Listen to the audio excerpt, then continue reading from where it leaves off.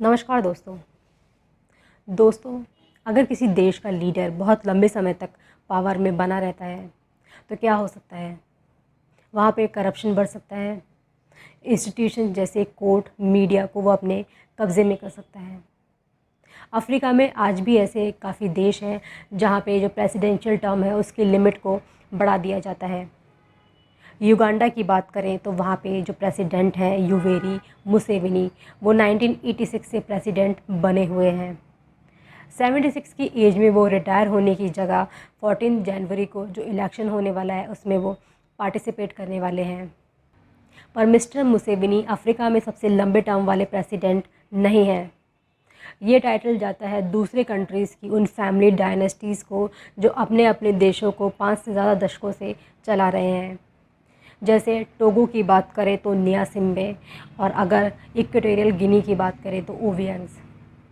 Individual की बात करें तो पॉल विये अपने कंट्री कैमरून को 4 से ज़्यादा दशकों से उसे चला रहे हैं, उसके प्रेसिडेंट हैं। इससे पहले वो प्राइम मिनिस्टर हुआ करते थे। पर मिस्टर मुसेविनी भी बहुत ज़्यादा दूर नहीं है, क्योंकि उनका टर्म भी 35 ईयर्स का हो चुका है। मिस्टर मुसेविनी ने जब पहली बार युगांडा में ऑफिस संभाला था तो बहुत सारे वेस्टर्न कंट्रीज़ ने उनकी तारीफ़ की थी। उन्होंने अपने देश में पीस लेकर आए थे और साथ ही साथ इलेक्शन करवाए थे, इकोनॉमी को लिबरलाइज़ किया था। उन्होंने एक वादा भी किया था कि वो अपने कंट्री में, अपने देश में फ्री स्पीच को बढ़ावा देंगे। पर 3 से ज़्यादा दशक होने के बाद अब वो एक ऑटोक्रेट, एक तानाशाह बन के रह गए हैं। उनके अगेंस्ट में जो भी बात करता है उसको अरेस्ट और टॉर्चर किया जाता है।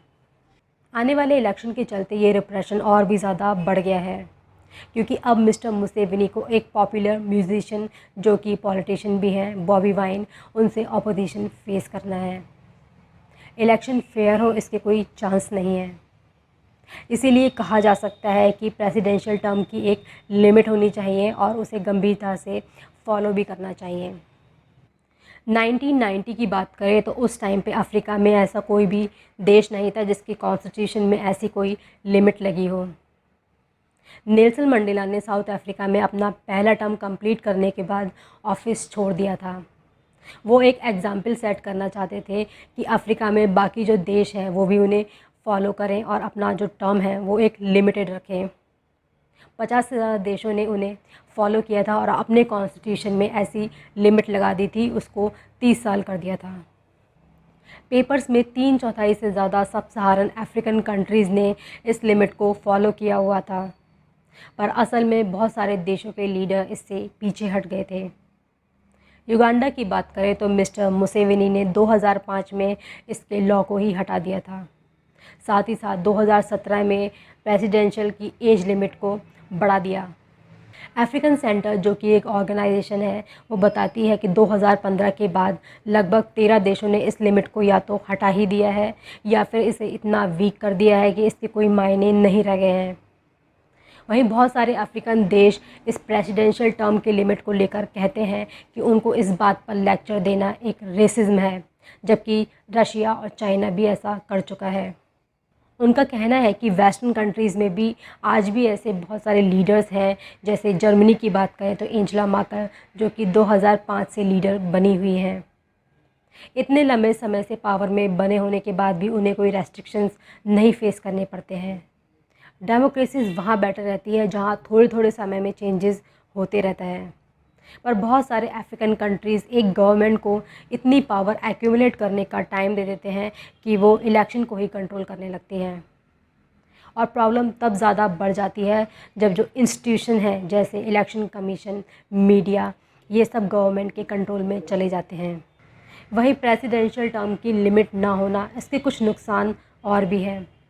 अफ्रीकन सेंटर बताता है कि हर 10 में से 9 कंट्रीज़ अफ्रीका में जो सिविल वॉर से गुज़र रहे हैं उनमें एक चीज़ कॉमन है, उन सब में प्रेसिडेंशियल टर्म की कोई लिमिट नहीं है, जिसके चलते वहाँ पे करप्शन बढ़ जाता है। इसीलिए बहुत सारे ऐसे देश अफ्रीका में हैं जो कि इस लिमिट को आज भी बनाए हुए हैं, ताकि उनकी भी हालत उन कंट्रीज़ जैसी ना हो जहाँ पे सिविल वॉर चल रही है। अफ्रीका में 20 सालों में तख्तापलट पहले के टाइम पीरियड के कंपैरिजन में काफ़ी कम हुए हैं।